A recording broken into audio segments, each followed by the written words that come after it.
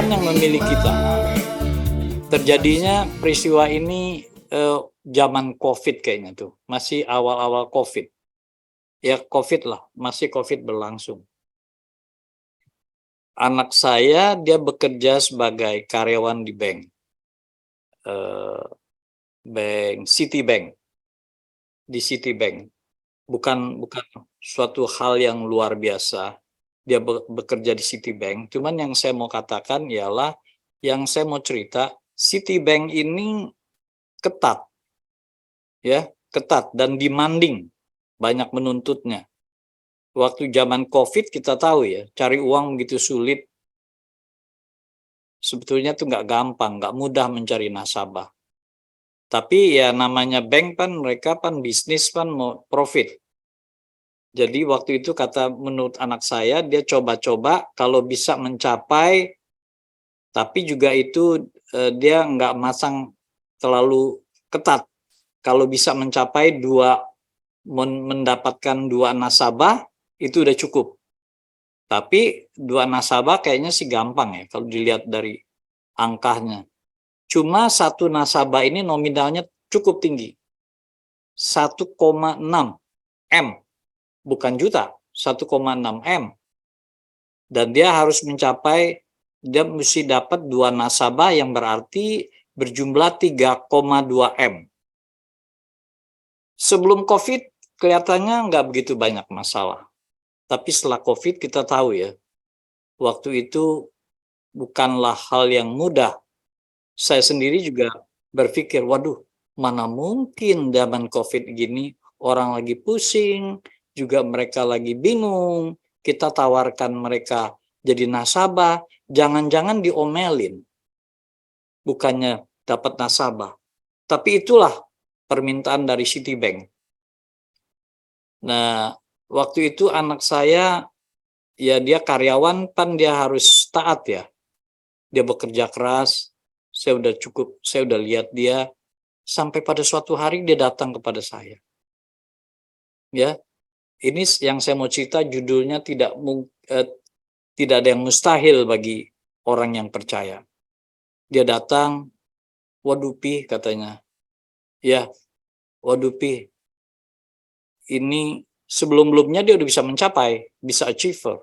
Kali itu dia sangat dengan nada sedih. Ya kita sebagai orang tua ya tentu sangat terbebani ya.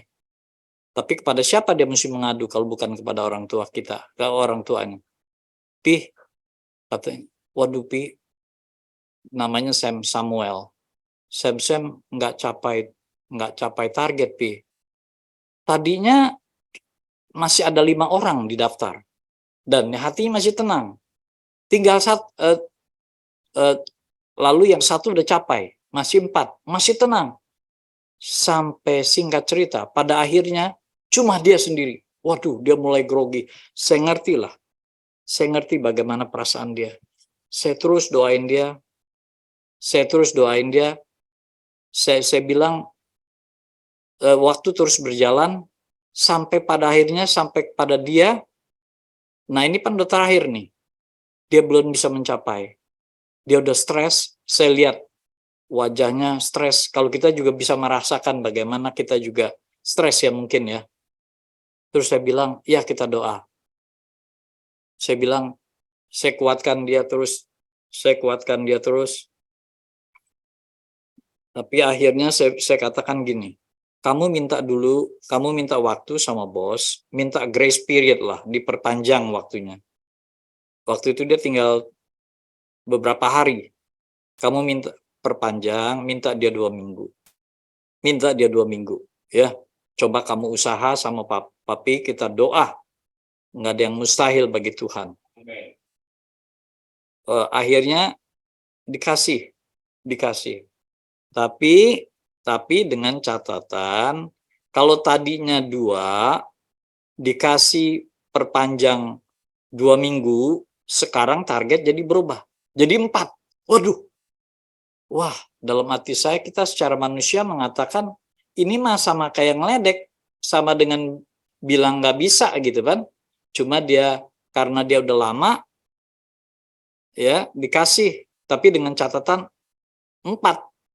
4 itu kan berarti mesti 6M dia mesti capai. Secara manusia nggak mustahil. Yang itu aja udah, yang 2 aja udah 1 bulan dia nggak capai, apalagi ini 4 mesti dicapai dalam waktu yang 2 minggu. Waduh. Tapi saya katakan sama anak saya juga, kita doa. Ya, karena di mana 2 orang bersehati, minta apa saja Tuhan akan mengabulkan.